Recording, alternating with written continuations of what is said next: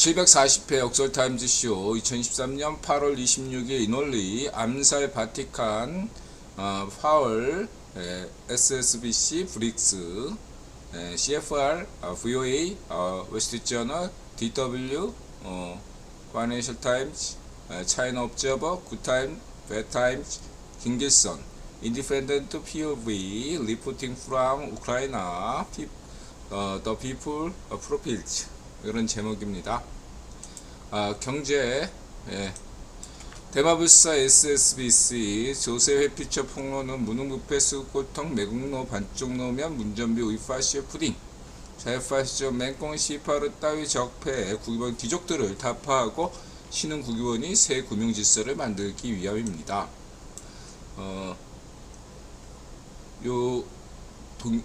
이 영상은 프랑스에서 만들었네요. 그래서 2017년에 제작됐고요. 이렇게 다큐멘터리로 그래서 제 원제가 뱅스터스 이러한 제목으로 불립니다. 포온 거죠. 그래서 SSBC는 전 세계적으로 최고의 자금 세탁 기관 중 하나로 간주됩니다. 짧게 설명을 드릴 필요 없이 대마불사다. 대마불사라는 것은 그 명분에서 이뤘다. 그러니까 시스템의 문제라면 흔히 중앙은행의 문제점 그래가지고 흔히 유튜브에서 보면 시청할 수 있는 것은 시스템의 문제란 말이에요. 시스템을 변화시키는 문제라는 것은 굉장히 어려운 문제죠. 그보다 더 나은 대안을 시스템이 문제가 완벽한 시스템은 없죠. 그래서 더 나은 시스템이 나올 때까지는 문제점이 있더라도 그 문제점을 우리가 인지하고 더 나아간 시스템을 찾고자 한다면 이 지금 SSBC의 문제는 단순히 시스템의 문제가 아니라 그냥 부패의 문제다. 근데 부패를 건드리지 못하는 게 대마불사이기 때문이다. 시간이 문제다. 이렇게 말씀드릴 수 있겠고요. 그래서 지금 중공의 상당수 대기업들이 전부 다 SSBC에서 만들었다고 자신할 수 있다. 공산당 가족들이 SSBC를 통해서 비자금을 만든다. 그리고 영국 정계가 굴복했다. 탈세를 한다. 조세의 피처를 통해서 잠재적인 재앙이 발생할 수 있다. 그리고 이건 또 다른 SSBC 스캔들에 대한 구체적인 내용이죠. 이게 이제 그 스위스 비밀은행 폭로될 때 SSBC의 컴퓨터 전문가가 자료를 빼돌려서 그것을 프랑스 르몽드와 가디안 같은 데다가 넘겼다. 그래서 이게 폭로된 바 있습니다. 정부는 인터뷰를 거부했습니다. 영국 정부죠. 스콜통 무능부패 매국노 적폐 반쪽 미당이 지난 2008년 금융위기 때 미네르바를 찬양하기에 인드라가 미네르바 글 전부를 다 읽어봤습니다. 그때 미네르바가 SSBC를 쭝꽁은행이라고 했습니다. 단순 실수 있을 수 있습니다만 미네르바 글 곳곳에서 거의 대부분을 기존 리포트를 복사한 것이고 극히 일부 부분에서만 자기 의견을 첨가하는 패턴을 발견한 바 이 패턴 속에서 이외에도 주요한 실수들이 여러 차례 보였다는 점에서 미네르바가 전문 금융인이 아니라고 인드라는 판단했습니다. 다시 말해 나중에 반쪽미당이 가짜 미네르바 은둔한 건 자신들의 실수를 덮어버리려는 꼼수였다는 것입니다.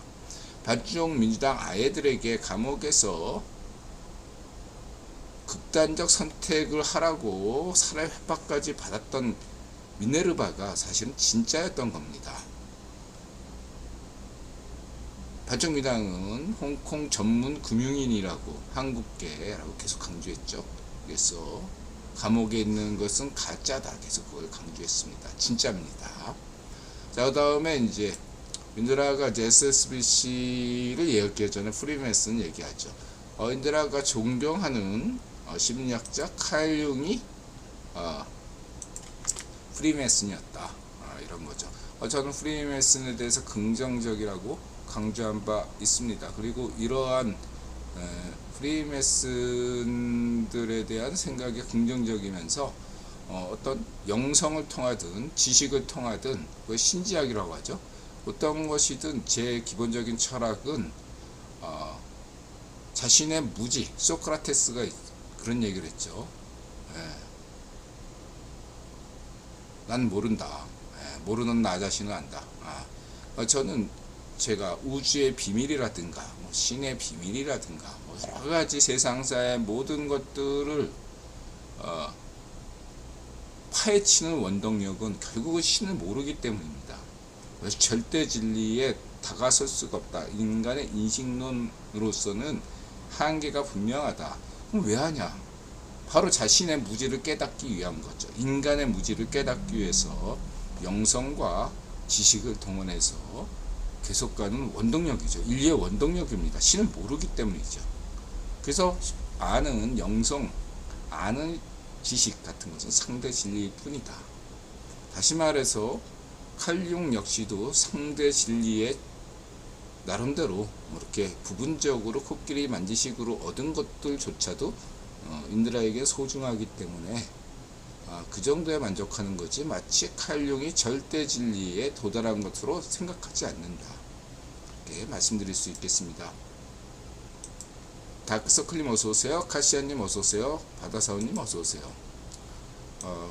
프리메슨의 긍정적이다. 그래서 프리메슨 이건 뭐 잠언 같은 거예요. 이것도 역시 탈무드를 경쟁한다 이거죠.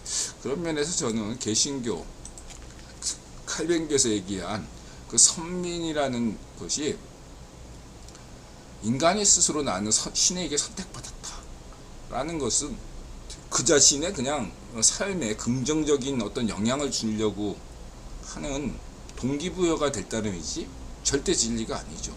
자기 자신이 인간인데 인간의 부족한 인식론으로 어떻게 자기 자신이 신에게 선택받았다고 확신할 수 있습니까?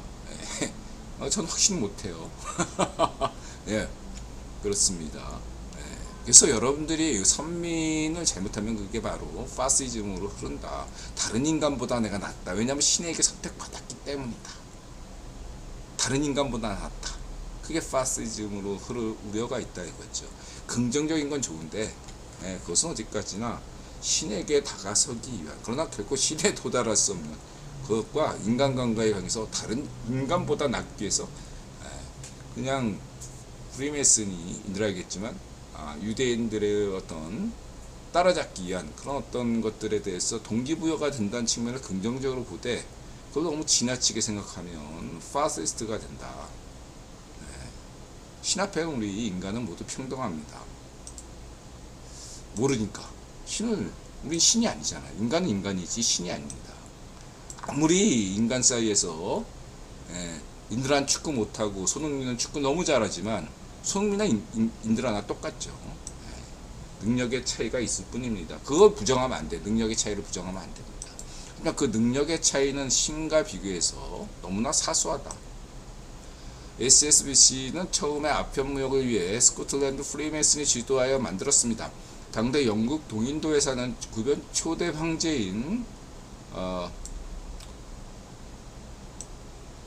베어링 가문을 중심으로 프리메슨이 주도하였습니다. 허나 1850년대 로스차일드 가문이 세포의 항쟁을 일으켜서 영국 동인도 회사 인도 중국 독점권은 없애서 무역 독점권이죠. 영국 동인도 회사를 파산하게 만들었습니다. 시적으로는 1873년에 파산했죠. 20년 동안에 걸쳐서. 이후 로스차일드 가문이 동아시아 총독인 사순 가문을 대리인으로 내세웁니다. 사순이 홍콩이 중심이 아닌 상하이를 중심으로 중국 아편 시장을 1900년대까지 통계는 1900년대까지 나왔던 것 같아요. 90% 이상 독점합니다. 해서 SSBC 중국 본사가 홍콩이었지만 나중에는 SSBC 상하이 지점이 본사를 압도합니다. 실적면에서. 예. 스코틀랜드 프리메슨이나 사순이나 모두 홍콩 SSBC의 주주였죠.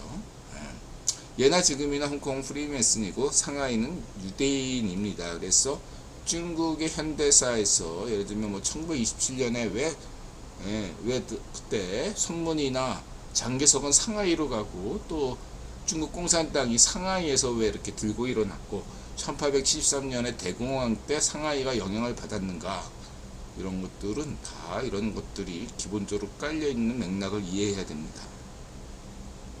19세기 말 마침내 베어링 가문이 파산합니다. 1895년까지 메이지 유신을 일으킨 베어링 가문 충직한 신하였던 일본 정부도 로스차일드 가문으로 말을 바꿨답니다. 인도의 동양 은행하고 계속 거래했죠. 네. 이때 부상한 세력이 자위파시 흥룡회죠. 흥룡회는 이제 메이지 유신 단행되고 그 다음에 사초 전쟁 있고 나서 애들이 소외됐단 말이에요. 하급무사 사무라이들이, 그런 애들이 이제 됐는데 얘네들을 꼬드겨 가지고 한 건데, 뭐 이때 흥룡회대로 그 마약 자금, 이렇게 활동 자금 필요했고, 또 이 흥룡회하고 연결되는 게 손문이죠. 손문 장개석. 사실 쭝공의 핵심 재정 담당도 저는 이 흥룡회하고 연결이 있다고 보고 있습니다. 어찌됐든 손문, 장개석, 쭝공 공산당, 이 모두가 이 흥룡회하고 관련이 있습니다. 자유파시죠. 이건 동학운동하고도 흥룡회와 관련이 있죠. 참고하시기 바라고요. 로스차일드 가문은 당대 미치광이 일본 정권과 흥룡회를 통해 홍콩을 흔들기를 원하였지만 입국이 거절되죠. 그래서 1910년대까지 영국 프리메슨 세력의 강력한 저항으로 실패하고 맙니다. 그래서 이제 흥룡회와 어떤 손문 장개석 라인이 상하이로 근거지로 옮기죠. 파리 로스차일드가 일으킨 1차 세계대전을 반대하여 반전으로 감옥에 갔다 풀려난 300년의 회원이자 페이베니협회 회원이고 케임브리지 사도의 멤버였고, 빅터 로스차일드 케임브리지 사도의 멤버죠. 그 다음에 인드라 강조하는 영국 런던 정경대학 하면서 조지 소로스죠. 영국 런던 정경대학의 마스터이자 채터마스 수장이 되고 마침내 국영 황제가 되는 베드포드 공작 가문 방기가 러셀 가문이고요. 러셀의 형에 의해서 형이 죽자 세습백작을 받은 것이 버트란트 러셀 이래가지고 일본 만화 캔디가 이 러셀을 주인공을 한 게 아닌가, 남자 주인공으로. 이렇게 나중에는 이제 007 영화의 주인공 롤모델이었다, 이렇게 해서 평가하고 있고요. 영국 대표단으로 파리 로스차일드가 만든 괴물정권 두목 자유파시 인간도살자 레닌 트로츠키를 만나서 격려를 표한 뒤 중앙아시아를 통해 중국으로 갑니다. 분노한 자유파시 인간백정 트로츠키가 1920년대 파리 로스차일드 가문 지시를 받아 영국 세계 최초 영국 근로자 청파업을 일으켰는데 실패하죠. 적극적으로 버트란트 러셀이 영향력을 행사했습니다. 버트란트 러셀은 중국에서 로스차일드 가문에 맞서 영국 국영 귀족 영향력을 키우는 목적으로 중국 찬양 발언을 하였습니다. 실제로 버트란트 러셀은 이 당시에는 이제 황제가 아니었습니다. 국영 황제가 1919년인가 20년이었죠. 요 북경대에서 강연을 했을 때, 그때 북경대 청강생이 좌이파시오 인간도살자 모택동이었고요. 쭝공에서 충직한 가신 준내를 통해 대부분의 쭝공의 고위 당직자들은 파리 유학생들입니다. 파리에 뭐가 있죠? 파리 로스차일드가 있습니다. 쭝공 공산당, 그 다음에 이제 베트남의 호치민도 파리 유학생이죠. 파리가 당대 중심이었습니다. 파리 로스차일드 참고하시고요. 그때마다 쭝공 방향성을 지시한 바 있습니다. 좌이파시 인간도살자 모택동을 세우고 국공내전에서 쭝공이 승리하게 만들고 한반도를 분단시키고 한국전쟁을 일으키고 오늘날 4.3항쟁도 사실상 버트란트 러셀 작품이다, 그런 게 인들의 입장이죠. 오늘날 찐꽁을 만든 8할 이상이 버트란트 러셀입니다. 버트란트 러셀 인들아 존경합니다. 그러나 이제 버트란트 러셀이 그 황제가 되면서 한 20년 동안 흑화됐다, 이렇게 보시면 되고요. 버트란트 러셀이 중국에서 병을 얻어 요양을 하였는데 이때 일본에선 그가 죽었다고 할 만큼 굉장히 예민한 반응을 보였어요. 중국에서 일본의 영향력을 잃을 걸 걱정했던 거죠. 1920년대 영일동맹이 깨진 이유 중 하나입니다. 20년대 깨지죠. 후일 태평양 전쟁 한창일 때 당대 파시쇼 일본 정권이 홍콩을 점령했을 때 홍콩 SSBC 본사를 작살내며 뒤끝을 유감없이 발휘했습니다. 전후 로스차일드 가문 계열 미쓰이 완전 해체와 프리메슨 계열 미쓰비시 부분적 해체 이후 복원에서 보듯 영국 금융은 일본 경제 1970년대 초반까지 상당한 영향력을 행사해 왔습니다. 허나 1990년대를 맞이하여 소로스의 엔화 사건과 잃어버린 10년을 맞이하면서 영국 금융 영향력을 일본에서 상당 부분 잃게 되었습니다. 기술적으로만 보자면 홍콩 외환작전 세력부터 시작한 1997년 한국 외환위기 이후 SSBC가 한국에도 지점을 내어 흑자도산한 한국 기업들과 헐값 부동산을 상대로 짭짤한 수익을 거둘 수 있었습니다. 홍콩반은 SSBC가 서방세계 감시를 피해 증권 보호 속에서 오히려 금융 수익을 극대화할 수 있는 절묘한 선택일 수 있습니다. 그럼에도 2008년 금융위기 전까지 영국 금융은 건재하였습니다. 예로 당대 금리 기준은 리버 금리, 런던 금리였습니다. 시티 지역 은행 간 금리였다 이거죠. 금값도 마찬가지였습니다. 그러나 오늘날 당대 금리는 미 국채 금리입니다. 실질적으로 전세계 금리에 영향을 주는 것은 미 국채 금리입니다. 2008년 금융위기가 터졌습니다. 금 가격 조작 사건, 리버 금리 조작 사건, 조세 피처 사건 연이어 터집니다. 빌더버그 운영위를 움직였던 로스차일드 가신 금융인 바클레이즈가 무너졌습니다. 바클레이즈는 EPL 스폰서였습니다.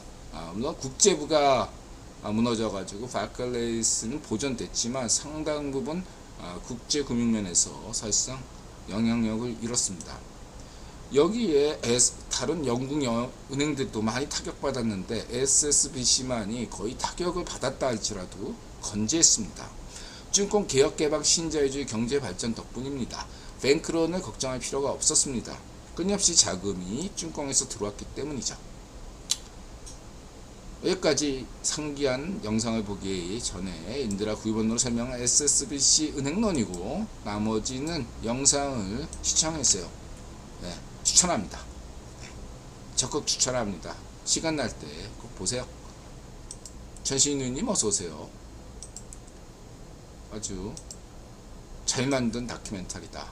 요건 안 봐도 되고 시간 나는 사람 보시면 되고요.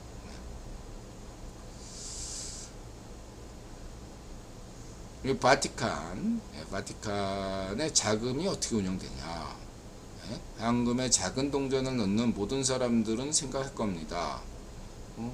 바티칸 자금은 어떻게 운영될까. 그런 자금이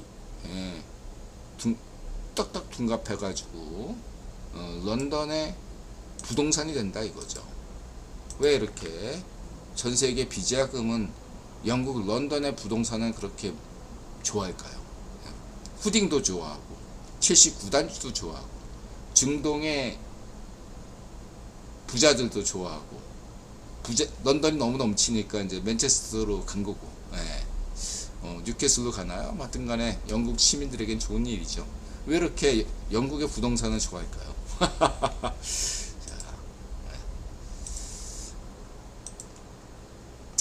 그리고 이제 하나 더 얘기한다면 PPP라는 게 있죠. PPP.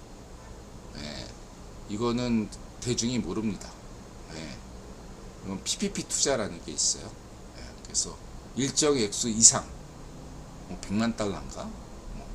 어떤가 이상의 액수를 전 세계 25개 은행, 어떻게 아는 사람을 통해서 가면 아무나 그걸 받아주지 않습니다. 신용이 있는 사람만 그것을 비밀리에 투자하면 일정한 수익을 무조건 보장해 주는 것이 PPP입니다.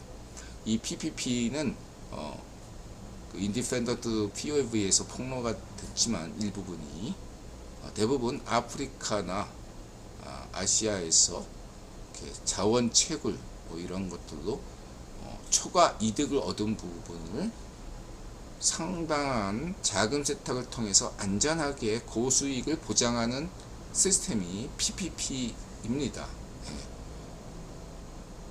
안전하면서도 고수익을 보장한다 이거죠. 참고하시고요. 거기에 바티칸도 참여했을까요? 알 수가 없죠. 그걸 알려면은 이 압사 APSA를 알아야 되는데 이런 어떤 공적 자금이라고 할 수 있는 건데 이게 비밀리에 운영된다는 것은 문제가 있다고 생각하지 않으십니까? 모든 국구펀드나 이런 것들은 다 투명하게 공개가 되고 있죠. 어디에 투자했다. 바티칸 자금은 과연 왜 꼭 비밀리에 관리가 되고 있나요? 만약에 바티칸이 뭔가 더러운 자금 세탁에 관여되어 있다면 바티칸의 권위가 괜히 추락될 수 있겠죠. 그래서 저는 분명히 말씀드리지만 카톨릭에 대해서도 긍정적입니다.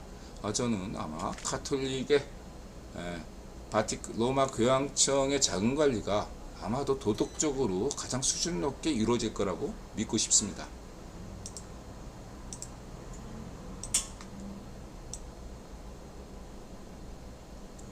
그 다음에 차이나 옵저버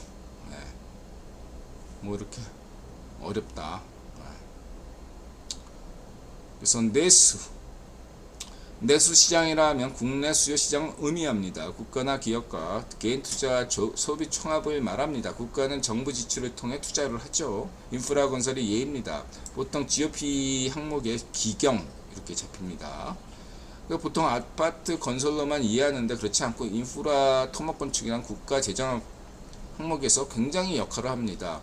가령 증권 같은 경우는 25%가 이 부분 인프라 기경이다 이렇게 할 수 있고, 내수를 키워라 결국은 그 인프라를 키워라 뭐 이런 얘기하고 맥락이 같습니다. 인프라 토목 건축이 중요한 이유는 케인즈주의에서 뉴질에서 본바 내수경제 종합예술이라고 할 수 있습니다. 대규모 토목 건축을 하면 일자리가 늘어나고 지가가 상승하고 일하는 과정에서나 그 주변에서나 제조업, 서비스업이 호황을 누립니다. 가령 삼성전자, 제드래곤이 경기도에 뭐 50조 투자한다. 그러면 그냥 거기 지가가 폭등하고 그 주변 사건이 그냥 화랑을 맞이하고 공장이 지어지면 거기에 있는 근로자분들이 다 거기 인드라 같은 가게에 맥주집 가서 맥주 먹고 여관 가서 떡 치고 여러가지 할 겁니까? 그럼 화랑이 되는 거죠. 근데 삼성전자가 떠난다? 그럼 그 지역은 다 망하는 거죠.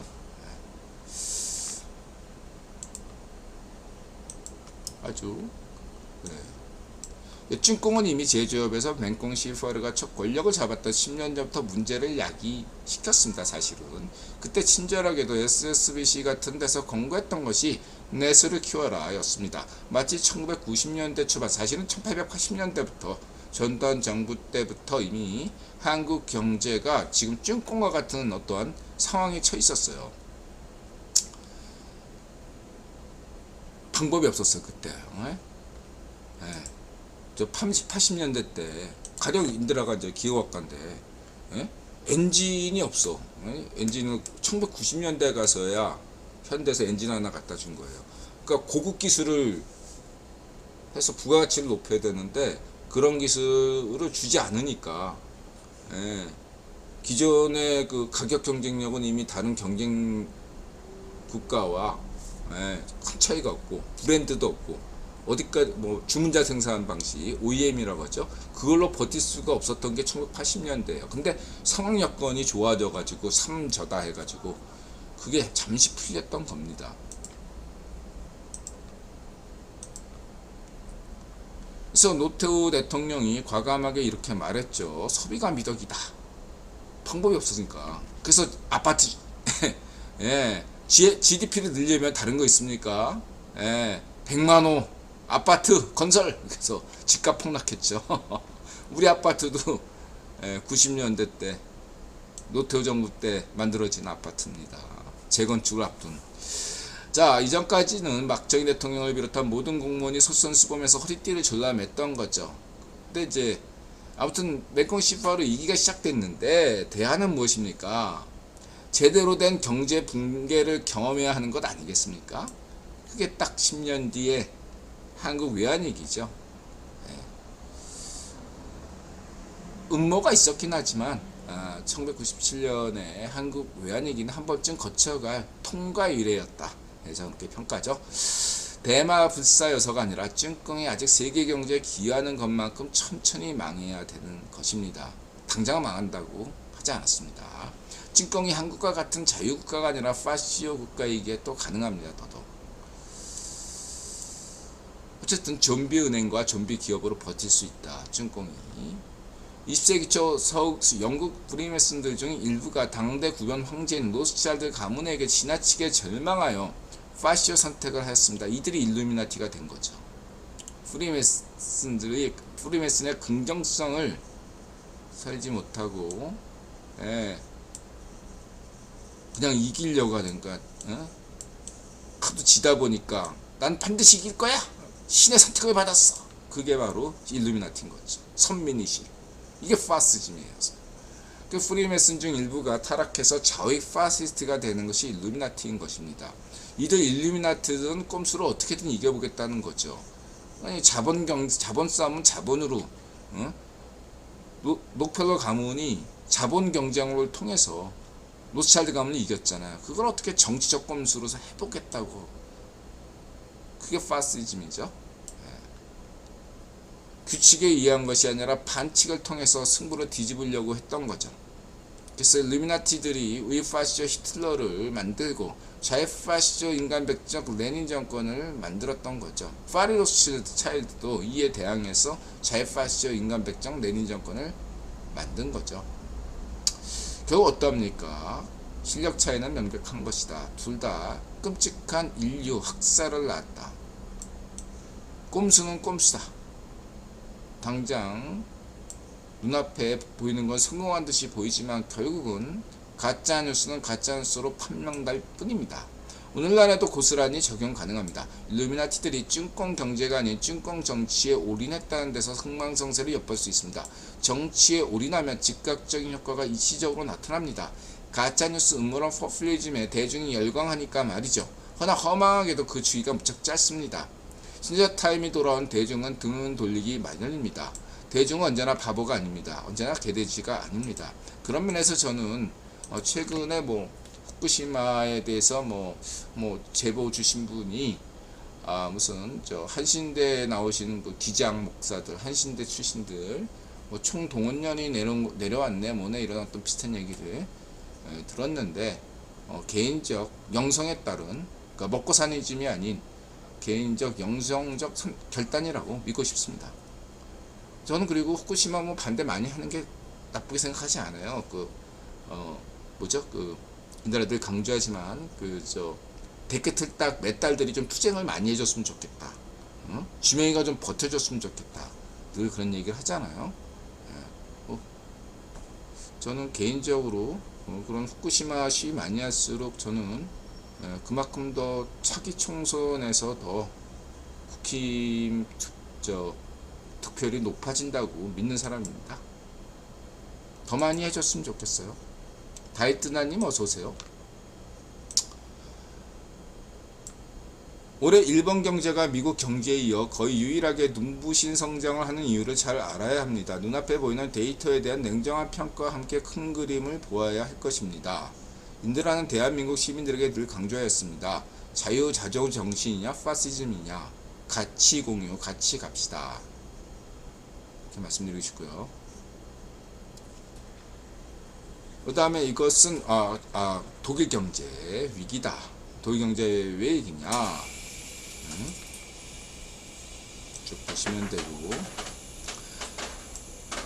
20여 년 전 인드라가 유럽 배낭여행을 할 때 동독 지역인 라이프치히에 우연하게 도착해서 한 적이 있죠. 신 뜻이었나요? 그거는 아닐 수도 있죠. 인드라의 착각이죠. 온통 공사 중이었죠. 독일은 1990년대 통일 건설로 유럽의 병자 취급을 받았습니다. 그러던 독일이 2000년대부터 갑자기 유럽의 병자에서 유럽의 황제로 군림하기 시작합니다. 혹자는 좌회좌파 슈레더 덕분이라고 하지만 그랬다면 슈레더가 권력을 잃었겠습니까? 네. 다른 건 핑계고요. 유로화 덕분이에요. 유로화 덕분에 독일 경제 국한하지 않고 유럽 전체를 대상으로 해서 사실상 마크와나 다름없는 유로화를 찍어낼 수 있었기 때문입니다. 간단하게 해서 동유럽 국가들이 다 들어오고 유로로 들어오니까 헝가리에서 부품 받고 체코슬라바키아에서 받고 홀란드에서도 받고 원자재를 싸게 하고 노동력도 싸게 받아서 하니까 버틸 수 있고 수익을 낼 수 있었던 거죠. 그리고 유로화도 더 많이 찍어낼 수 있고 마르크화를. 그래서 이런 얘기에서 인드라가 얘기잖아요. 이런 어떤 유로화의 과정을 보면서 인드라가 늘 강조하는 게 미국 경제 GDP를 기준으로 아니라 세계 경제를 기준으로 달러를 찍어내야 된다. 그러면 지금보다 훨씬 더 세계 경제는 더 잘 나갈 거다. 미국 경제를 기준으로, 미국 GDP를 기준으로 하지 말고 세계 경제. 만약 세계 경제가 부담스럽다면 일본과 유럽, 영국, 스위스 뺀 나머지 제3세계와 미국을 합친 GDP, 뭐 중국도 원하지 않으면 중국도 빼주고, 인도까지 빼주고, 아니면 요 브릭스 국가 최근에 된 국가까지도 빼주고, 거기 국가들 다 빼고 미국과 그 나머지 국가, 한국과 같은 나라, 대만, 뭐 인도네시아 이런 나라들, 나이지리아 같은 나라를 다 합쳐서 그걸 기준으로 달러 찍어내면 지금보다 훨씬 좋아진다. 인드라 확신해서 얘기하게 드립니다. 그게 인드라 후기 신자유론이죠.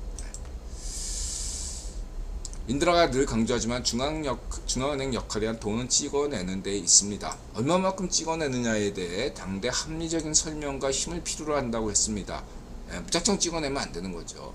물론 최종 인간은 국유본이고 해서 인드라가 늘 대안으로 내세우는 것이 달러를 미국 경제 국한화, 이거 아까 얘기했고요. 인드라가 9번은 실기 신자유론 입장에서 지속 강조했지만 독일이 난관을 이겨낼 것이라고 보고 있습니다. 유로가 해체되지 않는 한 또한 마치 피라미드 구조처럼 우크라이나 등 새로운 유로 국가들이 지속 추가할 때마다 유로화를 더 많이 찍어낼 수 있기 때문입니다. 명분이 생기니까요. 이를 전제로 독일은 한자 상인 이래로 유럽 역세권이었어요. 그러니까 혹자는 제가 독일 시골들을 이렇게 쭉 보면서 깜짝 놀란 게 독일은 굉장히 지방 분권이 잘 돼 있어요. 그게 제도를 잘 만들어서가 아니에요. 원래 독일이 막 300여 국 공국으로 다 찢어져 있잖아. 그게 독일을 딱 지도를 보세요. 유럽의 심장이에요. 어느 나라나 뭐 독일을 지나쳐 가지 않을 수가 없는 거예요. 이태리에서 네덜란드로 가건 프랑스에서 러시아로 가건 다 교충 요충지예요. 그냥 독일은 길과 운하와 모든 게 다 열려 있어. 그러니까 모든 지역이 거의 대부분 지역이 역세권이니까 거래가 활성화되니까 지방 분권이 잘 돼 있는 거죠. 그러니까 더 찢어질 수밖에 없는 거죠. 오히려 프랑스가 이상한 나라야. 중앙 집권이 된 게 참고하시기 바라고요. 상대적으로 영국은 지방 분권이 덜 된 나라죠. 왜냐하면 런던만 커졌잖아. 그게 역사적인 구조예요. 영국 정치인들이 부족해서가 아니야. 그래서 시스템이 그런 거예요. 말하자면 역사적으로 그렇게 만들어진 거예요. 그냥 지정학이라고 하죠. 그래. 참고하시기 바라고. 어쨌든 간에 제일 중요한 것은 독일은 지난 100년 역사에서 두 차례 세계대전에서 절실하게 느낀 바가 있습니다. 나대지 마라. 나대지 마라. 메콩 시파르처럼 히틀러처럼 푸딩처럼 나대지 마라. 그래서 독일은 견제할 것입니다. 영국과 프랑스가 지금처럼 나대면 쓴맛을 반드시 볼 것이라는 역사적 경험을 말씀드리고자 합니다. 나대지 마라. 1분 미만 사다리 타임, 이거 언제 깃불에서 한번 얘기한 적 있죠. 참고하시고요. 무조건 이기는 법, 그래서 무조건 이기지는 않지만 확률이 높다. 한국은행 경제전망 있었죠. 이거는 뭐였지? 이거는 이제 고용 문제, 쭝공에서 청년 실업률 발표 중지. 얘들아는 이제 한국은행 이게 잘 봤습니다. 첫 번째 세수부적 경상수지 부역수지, 이명박 박근혜 정부 때 세계 최고 재정 안정국이었죠. 최고 등급을 받았습니다. 신용평가사에서. 허나 부패무능 수고통 매국노 문전비 자유파시 정권으로 말미암아 어려움에 처해 있는 것도 사실입니다. 정상화해야 되겠습니다. 반정민당 5년 동안 빨아먹었던 것을 징벌적으로 해소하는 방안을 적극 추진해야 되겠습니다. 100배 징벌입니다. 단 이는 어디까지나 상징적인 조치일 뿐이며 이걸로는 세수 부족을 메꿀 수가 없죠. 경상수지와 무역수지는 현상이 계속된다고 봅니다. 내년까지는 그렇게 될 거라고 저는 보는데, 내년엔 조금 더 사정이 좋아질 것이다. 반도체 사이클이 돌아온다. 뭐 자동차도 계속 올해는 반도체보다 자동차죠. 한국의 현다이, 기아, 그 다음에 KG 모두 힘내세요. 진공 리스크 두 번째, 미국, 일본, 유럽 등 경제 개선 상황과 IT 반도체 사이클 회복 효과가 상쇄될 것으로 봅니다. 단 중국 단체의 관광객 효과가 미비할 것으로 봅니다. 중공이 단계적으로 풀었습니다. 해서 사이즈 페러미 리오프닝 효과가 싱가포르 관광에 도움이 되었습니다만, 그걸로 한국은행 분께서는 추정했는데 일부러 긍정적으로 일부러 한 거죠. 시나리오 추정법으로. 근데 이제 싱가포르하고 한국이 다르다 이거죠. 이후에는 중국 리스크가 더 커지고 있다 이거죠. 싱가포르 때는 그냥 우리도 그렇지만 해외여행 괜찮다 이러니까 이제 막 나갔잖아요. 이제 한국 사람들 다녀올 사람들 다 다녀왔으니까 인들은 안 다녀왔지만 다녀올 사람들은 다 해외 한 번씩 다 다녀왔을 거 아니에요. 한동안 이제 안 나간다 이거죠. 그런 것처럼 중공은 더 어렵다 이거죠. 지금은 중공에서 해외 출입하는 자들에 대한 감시까지 강화되고 있습니다. 중공 공무원들 급여가 대폭 상감되었고 국채까지 강매당하고 있습니다. 은행이나 사실상 공기업인 중공기업들에서 정리해고가 이루어지고 있고요. 민간기업 상황은 더 심각해서 공장 가동 중단하거나 파산이 속출하고 있습니다. 세 번째, 물가금리 유가는 현 유가에서 크게 변동성이 없을 거라고 인터넷은 보고 있습니다. 부동산 역시 하방 움직임이 멈췄으나 곧바로 상승하지 못할 것이다. 인터넷 늘 강조하는 거죠. 10년 전부터. 성예령 정부하에서는, 국힘 정부에서는 현 수준에서 인플레이션보다 훨씬 미미한 상승만 가능한 하향 안정화가 이루어질 것으로 전망합니다. 임금 상승 압력은 높아질 걸로 전망하는데 이것은 두고 봐야 됐고요. 전반적으로 물가가 오르겠지만 안정적인 흐름을 이어갈 것으로 봅니다. 한국은행이 금리 동결을 하다가 올해 말 전격적인 금리 인하를 할 것으로 전망을 유지하겠습니다. 한국은행에서 선제적으로 하고 미국 연준이 내년에 금리 인하를 하는 것이 그간 관례가 아니었나 생각합니다. 그 다음에 이제 무디스와 S&P가 미국 중소은행 신용등급을 간등시켰습니다. 긍정적인 소식이고요. 뭔가 자위파시스런 프랑스 피치사 물주와 달리 CFR에서 비판했죠. 저하고 인드라 입장하고 똑같죠. 미국 무디스와 S&P에겐 상식이 있다. 채권 권리가 오르면 채권값이 하락하죠. 중소은행들이 보유한 채권값이 하락하면 재정 운영하는 게 직면하여 중소은행들이 한두 개 파산할 수 있습니다. 설사 한두 개 파산하더라도 자본경제의 바람직한 현상이고요. 이 파급 효과는 미국 경제에 아무런 영향을 주지 않고 오히려 예를 들어서 2008년에 서브프라임 모기지 터진 것은 미국인데 그걸로 인해서 어디가 더 타격을 더 많이 받았어요? 유럽 금융이 더 타격을 받았잖아요. 미국 금융이 중소은행이 타격을 받으면 미국 경제는 아무 문제가 없는데 유럽 금융이 타격받습니다. 농담이 아니에요. 미국 경제는 아무 타격 안 받아요. 그리고 비록 미국 최강 경제가 그렇게 좋다고 할 수 없죠. 미국도. 그러나 이제 지표로 보면 미국 경제가 거의 완전 고용이다 이거죠. 그래서 이름 사정이 이렇지만 이렇게 중소은행들이 파산할 수 있으니까 미국 연준 금리 결정에 좀 내리진 못할지라도 좀 동결해야 되는 거 아니냐, 이렇게 압력을 줬다 이거죠. 근데 이제 잭슨 홀 파월이 이야기했죠. 여기에 대해서 이들아 간단한 논평을 하게 되면은 파월이 추가 금리 인상할 수가 있다라고 했단 말이에요. 이것이 이 시그널은 뭐냐? 세계 증시와 코인 시장 좀 식어야 된다. 이런 메시지다 이렇게 볼 수 있겠습니다. 간단하게 얘기해서 예를 들어서 나스닥이나 뭐 코인 시장 빼고라도 나스닥이 좀 폭락해줘야지 9월달에 예를 들면 10% 20% 폭락해줘야지 파월이 9월달에 이러면서 이거 동결할게요 이러지. 나스닥이 계속 상승해봐. 그럼 파월도 금리를 올릴 수밖에 없어요. 이해하셨죠? 폭락하면 동결이고 금리가 만약에 계속 나스닥이 오르면 어떻게 될지 저는 몰라요. 그리고 쟤는 인간 지표기 때문에 믿지 마시고 참고하시고. 그러니까 나스닥이 계속 오르면 9월달에 파월은 반드시 올릴 거다 금리를. 그러나 나스닥이 폭락하면 금리를 동결할 것이다. 이게 제 생각입니다.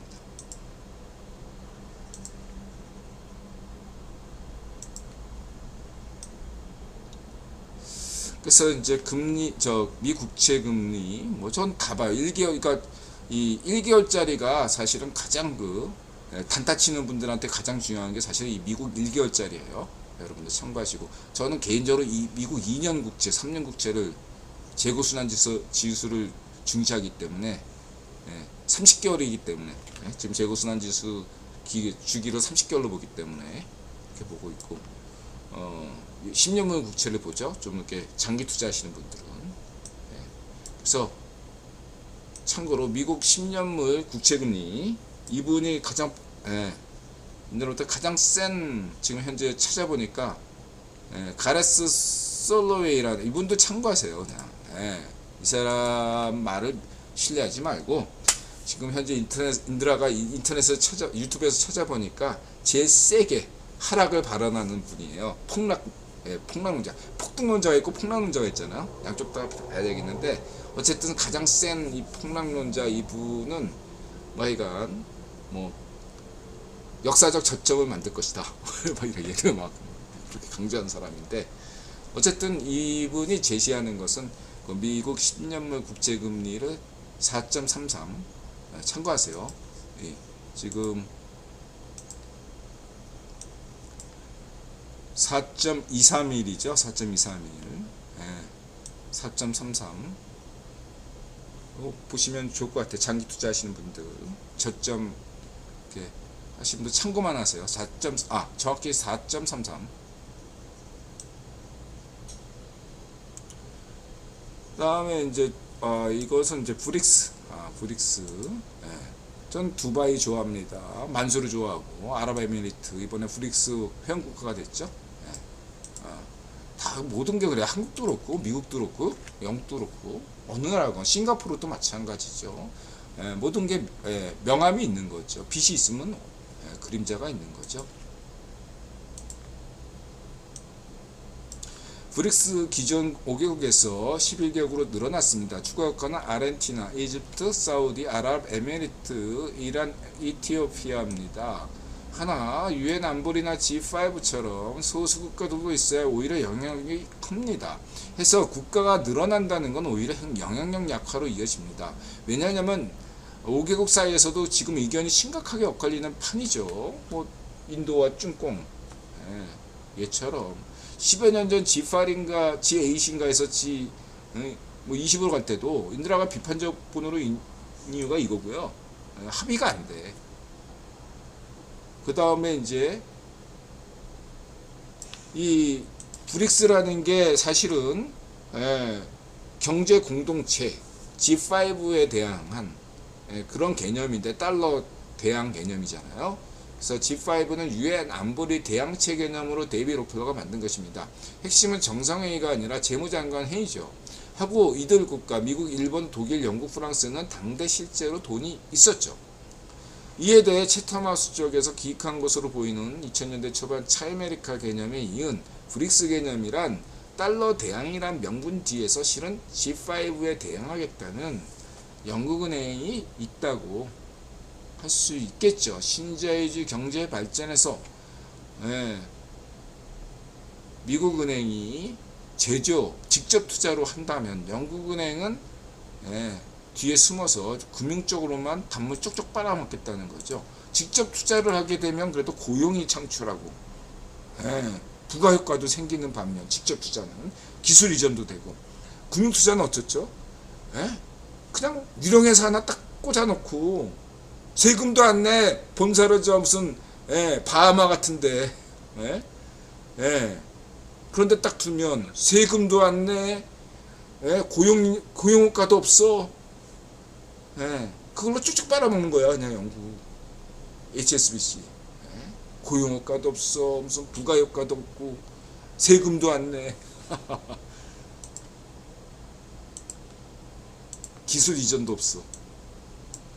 근데 지금 브릭스 국가 중 경제가 잘 나가는 국가는 지금 현재 인도뿐이죠. 게다가 영국 금융 사정도 좋은 사정이 아닙니다. 향후가 더욱 문제죠. 정치 외교가 문제입니다. 브릭스에 대해 미국 은행이 손가락 빨고 있다고 보면 오해죠. 브라질 자유좌파 룰라 정부를 환영했던 CFR 입장을 고려하길 바랍니다. 인도 중국 문제를 제쳐놓고라도 남아공과 이집트 두 국가 역사적으로 유럽에 마냥 웃는 국가가 아닙니다. 여기에 이집트와 이디오피아는 나일강 물 문제로 전쟁까지 치달을 우려가 있습니다.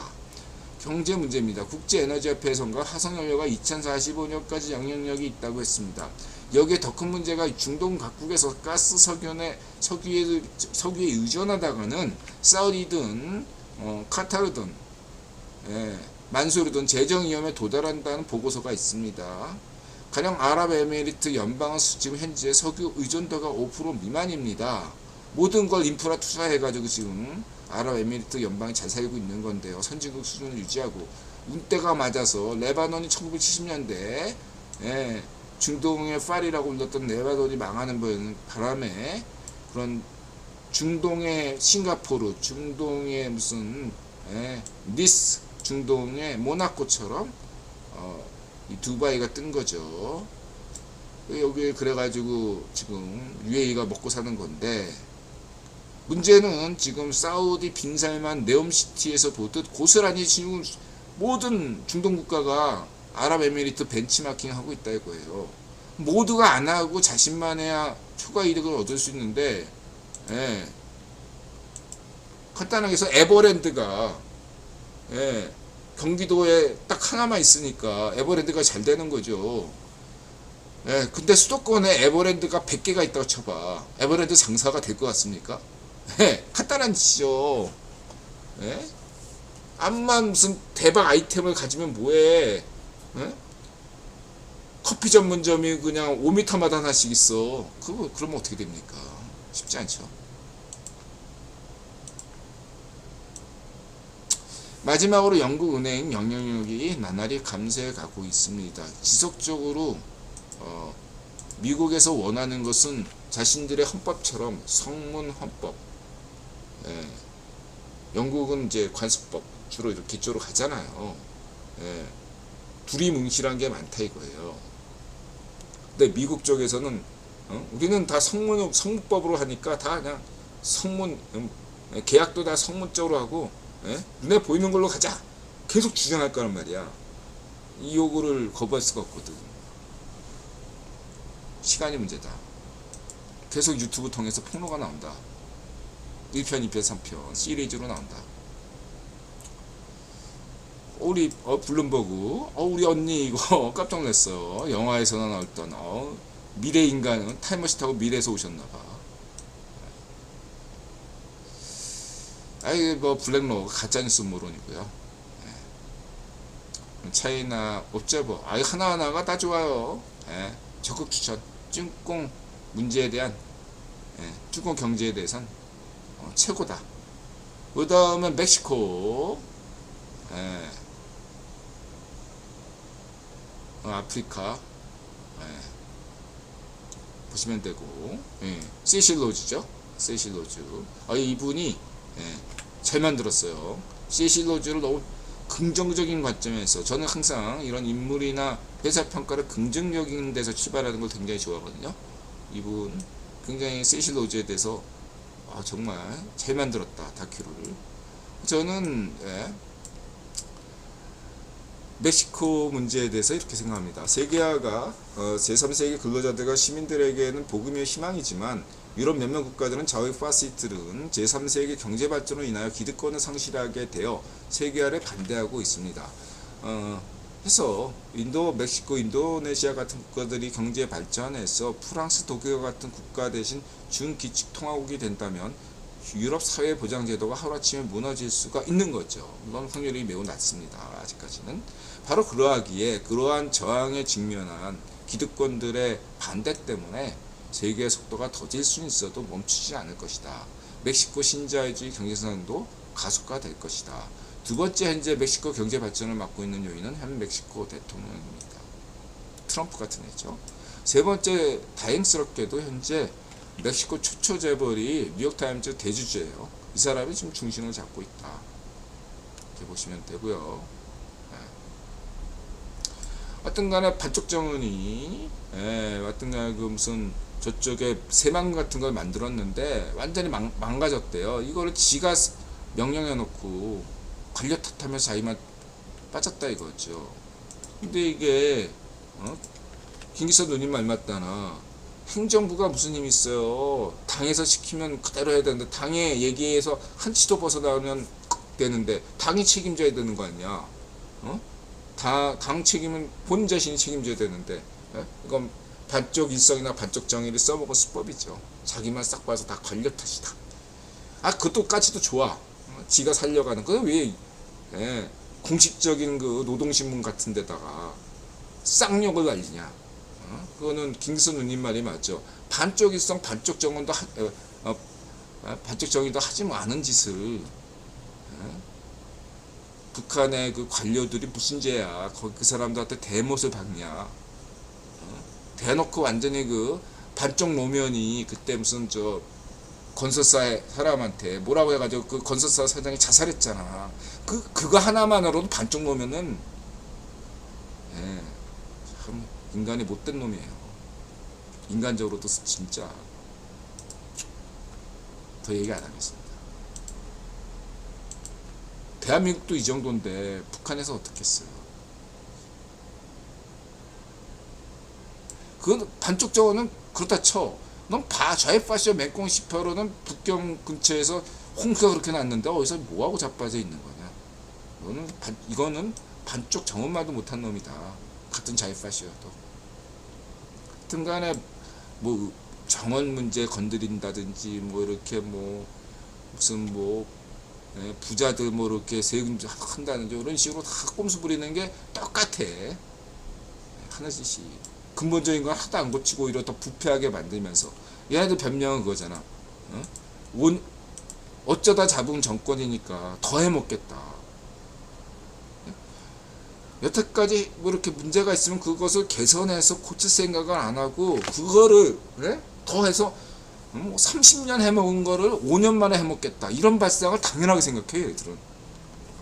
그 실제로 그걸로 30년을 해먹었다는 것도 굉장히 부정확한 얘기예요. 너네들이 지금 5년간 해먹은 게 얼마나 끔찍한 일인 줄 아니? 매국노야, 너네들. 술꼴통이고. 적폐야, 너네들.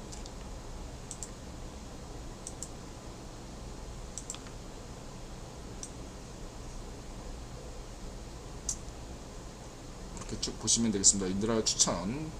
아까 처음에 영상하고 인디펜던트 PV 이거는 저번에 소개했죠. 꼭 시청하시기 바라고요. 1분 쉬었다 오겠습니다.